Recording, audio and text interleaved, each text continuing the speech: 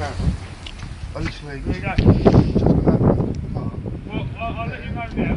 Cut that if you get this No, damage.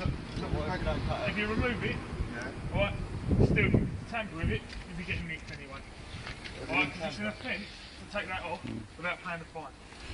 I thought it was just legal a couple of times. You could have towed your car away, mate. Take it off without paying the fine. It's 180 quid. I literally walked out my van all here. Walked in there. Well, but the thing is though, mate, it's still here. It's their property, it's their right to do it. So if I was getting my hair cut, get the seat over here.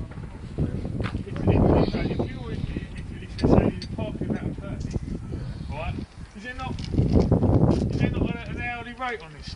First hour is free? Nah, as soon as the parks, they get clamped, mate. Oh, okay. It's So not park. that's the rules, it's displayed up on the side. It's all around the site, mate. Right. What about Just Ice? People come to Just Ice and they Right, pay. and The if customers. they get clamps, they'll be dealt with exactly the same thing. Customer. The customers, yeah. So if you're a customer, If you look at any car here, it's got permits, mate. if you're a customer, you don't get clamped. Yeah, you haven't been a customer, you've gone town. That's where you get clamped.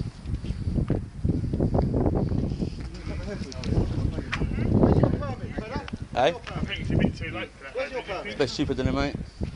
Well, no, Still customer. you've been here for longer than I was. But you're a customer, you've got to be a customer initially, mate. Yeah, I well, can see why you're angry, mate, but on the other end,